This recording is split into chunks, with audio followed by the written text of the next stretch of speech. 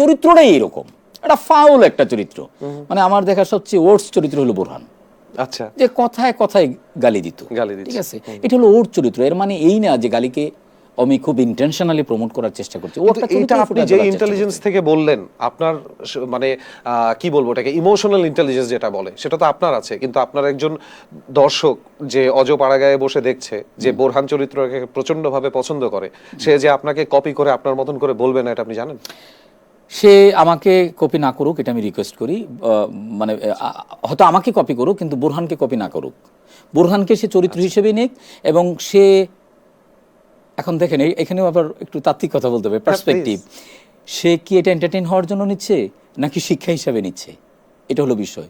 যদি এটা শিক্ষা হিসাবে নিতে চায় তাহলে আমি বললাম ডোন্ট ডু দিস, শিক্ষা হিসেবে নেওয়ার কিছু নাই, আপনি এটাকে বিনোদন হিসাবে নেন। এবং আমাদের যেখানে এটা যায় হচ্ছে যাচ্ছিল ইউটিউবে, তো আপনি কি দেখবেন এবং দেখবেন না সেটা আপনার চয়েস। আমি তো নীতি নির্ধারক না এটার, যে আপনি দেখবেন কি দেখবেন না, আপনার হাতে ওপেন মিডিয়া। আপনি যদি ব্যাচেলর পয়েন্ট না দেখেন, তাহলে কি এমন কোনো ফিকশন, এমন কোনো ফিল্ম, এমন কোনো কন্টেন্ট আপনি দেখতেছেন না যেটাতে গালি নাই, যেটাতে স্ল্যাং নাই, যেটাতে ভালগারিজম নাই, যেটাতে ভায়োলেন্স নাই, এটাতে স্মোক করা হচ্ছে না, তাই না? ট্রু। তো আপনি কিভাবে বলবেন? Very true.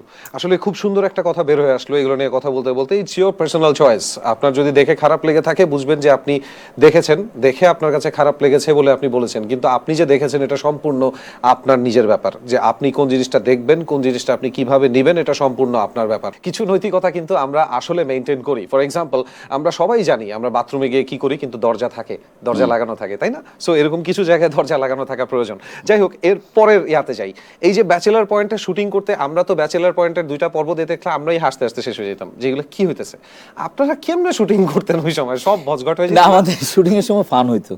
কিরকম কিছু মজার ঘটনা বলেন না শুটিং?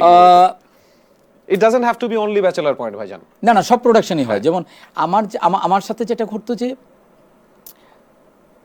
মেইনলি আমার সাথে যেটা করতো যে গালিটানি। আচ্ছা, ঠিক আছে, তো গালি তো আমিও গালিটালি সবাই দেয় মোটামুটি কম বেশি। হ্যাঁ, কেউ প্রমিত ভাষায় দেয়, কেউ ইংলিশে দেয়, কেউ বাংলায় দেয়, গালি তো দেই। তো আমাদের লাইফ সার্কেলে বা পার্ট অফ লাইফ এরকম তো হয়ে গেছে। তো আমি যখন ডিরেকশন দিই তখন আমার মেজাজ খারাপ টারাপ হলে এরকম দিই, কিন্তু চরিত্র যখন গালি দিত, এবং গালিগুলো হয়তো এমন এক সিচুয়েশনে, সে ফর এক্সাম্পল আমার যে বাড়িওয়ালা ছিল, এটা হলো মিঠু আপা এবং আব্দুল্লাহ রানা, ওনাদের সামনে আমাকে গালি দিতে হবে কথায় কথায় চরিত্রে থেকে। সো এই সিচুয়েশনগুলো ছিল আমার খুব ফানি। আরেকটা হচ্ছে যে আমার যেটা হয় যে আমি যদি ক্যামেরার পেছনেও কাজ করি, আমার একটা অফিসও মেনটেন করতে হয়, সব কিছু মিলে প্রফেশনাল অ্যাক্টর না হওয়ার কারণে অন্য মাইন্ড সবসময় ডাইভার থাকতো। এটা করতে হবে, ওই জায়গায় বাজেট পাঠাইতে হবে, যেহেতু বিজ্ঞাপনে কাজ করি ওইটার সাথে কমিউনিকেট করতে হবে, নানান কিছু।